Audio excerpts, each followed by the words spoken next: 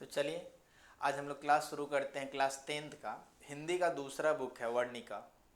Chapter भी दूसरा होगा। चैप्टर का नाम है हम लोग का ढाते विश्वास। इसके सभी वन लाइनर क्वेश्चन को करेंगे और करने के बाद में हम लोग ऑब्जेक्टिव टाइप प्रैक्टिस सेट करेंगे ताकि कंप्लीट रूप से हमारा तैयारी हो जाए। ठीक है ना, फिर से कभी इस चैप्टर को देखने की ज़रूरत नहीं पड़े। तो चलिए चैप्टर शुरू करते हैं, ढाते विश्वास। ठीक है, फर्स्ट लाइन है, ढाते विश्वास कहानी के लेखक सात कोडी होता है। जो ढाते विश्वास कहानी है उसके लेखक का नाम क्या है? तो सात कोडी होता। बोलोगे एक बार मेरे साथ कि ढाते विश्वास कहानी के लेखक का नाम क्या है? तो सात कोडी होता। ठीक है, सात कोडी होता उड़िया भाषा के प्रमुख कथाकार हैं। दूसरा लाइन देखिए, सात कोडी होता उड़िया भाषा के, कौन से भाषा के छोटू? तो उड़िया भाषा के प्रमुख कथाकार हैं। कौन से भाषा का? तो उड़िया भाषा का। ठीक है ना, प्रमुख कथाकार हैं। जैसे आपसे पूछा जाए क्या है तो कथाकार है। सात कोडी होता क्या है? कथाकार है, कहानीकार है, उपन्यासकार है। तो आप क्या जवाब दोगे? तो कथाकार हैं। ठीक है, तीसरा लाइन है कि सात कोडी होता का जन्म 29 अक्टूबर 1929 को हुआ था। कब हुआ था? तो सात कोडी होता का जन्म 29 अक्टूबर 1929 को हुआ था। कब हुआ था? तो 1929 को। अगला लाइन है कि सात कोडी होता का जन्म मयूरभंज उड़ीसा में हुआ था। कहाँ हुआ था? तो मयूरभंज उड़ीसा। मयूरभंज कहाँ पे है? तो उड़ीसा में है। ठीक है, सात कोडी होता का जन्म कब हुआ था? तो 29 अक्टूबर 1929 को। कहाँ हुआ था? तो मयूरभंज उड़ीसा में। ठीक है ना। अब चैप्टर कौन सा पढ़ रहे हो? तो ढाते विश्वास। इसके लेखक का नाम क्या है? तो लेखक का नाम है सात कोडी होता, याद रखिएगा। और सात कोडी होता एक उड़िया भाषा के कथाकार हैं। कौन से भाषा का? तो उड़िया भाषा का। चलिए अगला चलते हैं हम लोग। पांचवा लाइन देख रहे हैं। पांचवा लाइन है कि सात कोडी होता लेखक एक दर्जन से अधिक पुस्तकें प्रकाशित हो चुकी है। सात कोडी होता जो लेखक हैं, इस लेखक के कितने पुस्तकें प्रकाशित हुई है? तो लगभग एक दर्जन से अधिक, यानी एक दर्जन 12, यानी 12 के आसपास इनके पुस्तकें प्रकाशित हुई है। किस लेखक का? तो सात कोडी होता का। लेखक का नाम क्या है? तो सात कोडी होता। 6 नंबर लाइन है कि ढाते विश्वास कहानी के अनुवादक राजेंद्र प्रसाद मिश्र हैं। कौन है? तो राजेंद्र प्रसाद मिश्र। ढाते विश्वास कहानी किस भाषा में है? तो उड़िया भाषा में है। कौन सी भाषा का है? तो उड़िया भाषा का है। इसको हिंदी में रूपांतरण किसने किया है? तो हिंदी में रूपांतरण राजेंद्र प्रसाद मिश्र ने। कौन है? तो राजेंद्र प्रसाद मिश्र। चलिए 7 नंबर लाइन देखिए, ढाते विश्वास कहानी की प्रमुख पात्रा लक्ष्मी है। कौन है?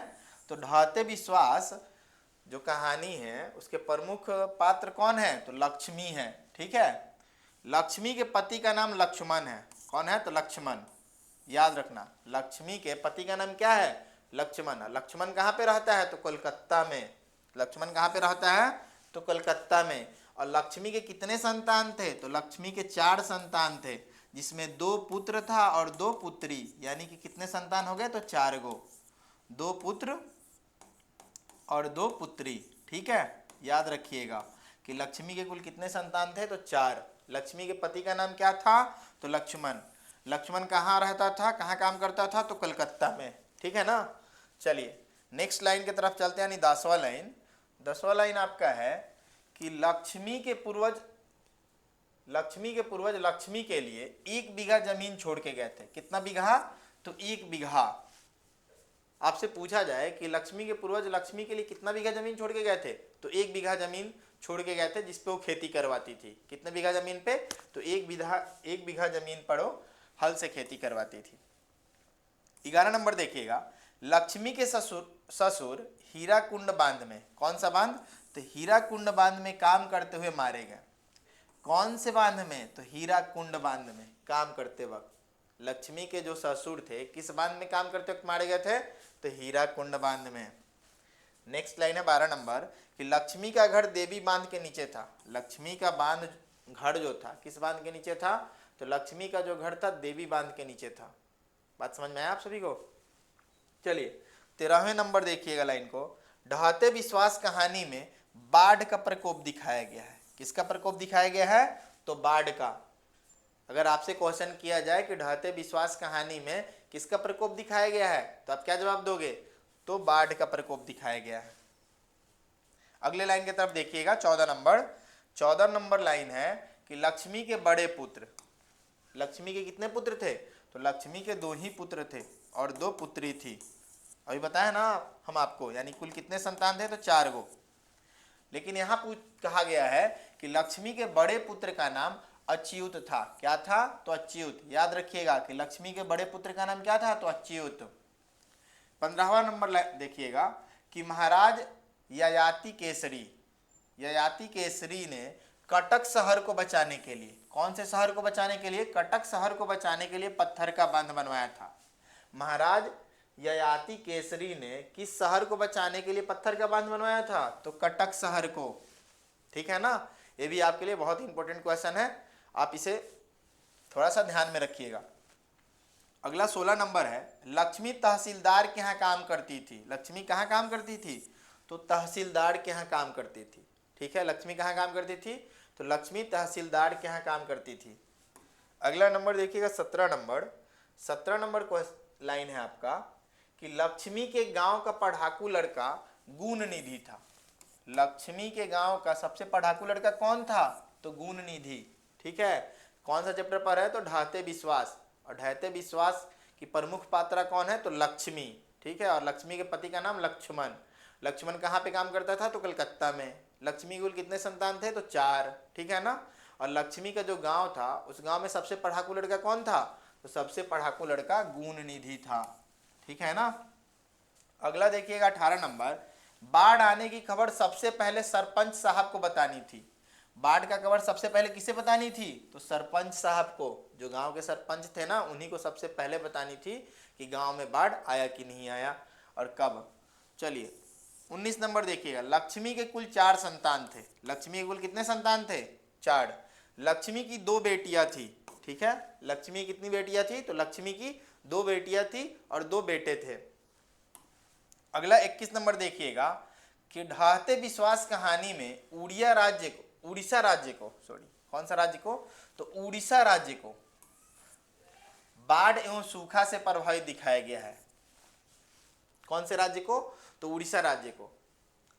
अगर आपसे पूछा जाए कि ढाते विश्वास कहानी में किस राज्य को बाढ़ से ग्रसित और सूखा दिखाया गया है? तो उड़ीसा राज्य को। और उड़ीसा की राजधानी कहाँ है? आपको पता है? तो भुवनेश्वर। क्या बोलोगे आप? तो भुवनेश्वर। ठीक है, चलिए अगला हम लोग चलते हैं। अगला लाइन 22 नंबर है, 22 वाला लाइन, 22 नंबर वाला कि गुणनिधि कौन? तो गुणनिधि अच्युत, चंद्रा, शंकर, मकड़ी सभी हल्ला कर बाढ़ से सबको सचेत कर रहे थे। कौन कौन से लड़के थे? तो लड़कों का एक बार नाम देखो, गुणनिधि थे, अच्युत, चंद्रा, शंकर और मकड़ी। ये सभी जो लड़के थे हल्ला करके बाढ़ से सचेत कर रहे थे लोगों को। ठीक है ना? कि बाढ़ आया, कब आया, बांध टूट रहे कि नहीं टूट रहे, इन सभी के बारे में बता रहे थे। लड़कों का नाम क्या है? तो गुणनिधि, अच्युत, चंद्रा, शंकर और मकड़ी। 23 नंबर देखिए, तुरई के फूल की तरह खिल खिलाकर हंसते लोग सहसा मुरझा गए। 23 नंबर वाला लाइन क्या कह रहा है? तो तुरई के फूल की तरह, किस फूल की तरह खिल खिलाकर हंसते लोग सहसा मुरझा गए? तो तुरई के फूल की तरह। फूल का नाम क्या है? तो तुरई का फूल। ठीक है ना? अगला चलिए 24 नंबर, लक्ष्मी ढहते विश्वास कहानी की केंद्रीय पात्र है।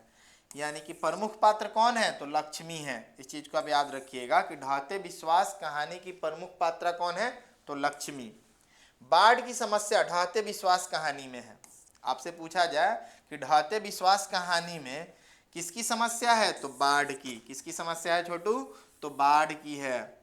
26 नंबर वाला लाइन देखिए एक बार, ढहते विश्वास उड़िया से अनुनोदित है, यानी उड़िया भाषा से। कौन सा भाषा से? तो उड़िया भाषा से।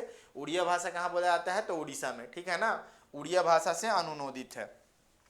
अगला चलिएगा 27 नंबर लाइन कि बाड़ी बाड़ी से गांव के लड़के बांध को, यानी बांध का नाम क्या था? तो दलई बांध। बांध का नाम क्या था? तो दलई बांध को निगरानी कर रहे थे। गांव के जो भी लड़के थे, वो बारी बारी से दलई बांध की निगरानी कर रहे थे। कौन सी बांध को? तो दलई बांध को। लक्ष्मी दोनों लड़कियां और छोटे बेटे को सुलाकर गुरहाल में चली गई। गुहाल में, कहाँ चली गई? तो गुहाल में।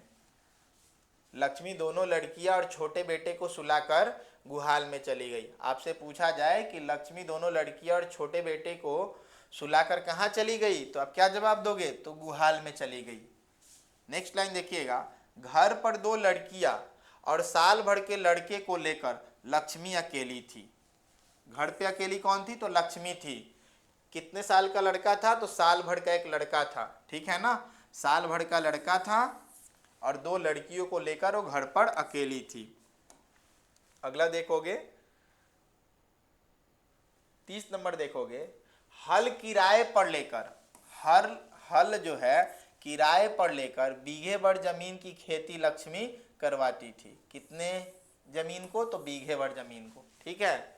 हल कहाँ से लेती थी? तो किराए पर लेती थी हल, और तब जाके वो खेती करवाती थी। खेती करवाने के लिए कितना जमीन था उसके पास? तो 1 बीघा जमीन था, जो उसके पूर्वज देकर गए थे, ठीक है ना, पूर्वजों से मिला था। 31 नंबर देखिएगा, सर्वेक्षा सेवक दल का गठन गुण निधि ने किया था। और ये गुण निधि कौन है? तो लक्ष्मी के गांव का सबसे पढ़ाकू लड़का है, जिसने एक दल का गठन किया। उस दल का नाम क्या है? देखोगे जरा, तो सर्वेक्षा सेवक दल। याद रखना, सर्वेक्षा सेवक दल का गठन किसने किया था? तो गुण निधि ने किया था, ठीक है। गुण निधि कौन था? तो लक्ष्मी के गांव का सबसे पढ़ाकू लड़का था। इस तरीके से इस चैप्टर का हम लोग 1 लाइनर क्वेश्चन को कंप्लीट किए हैं। अब प्रैक्टिस सेट करेंगे, जिससे कि चैप्टर बहुत ही आसानी से कंप्लीट हो जाएगा। चलिए, अच्छा है।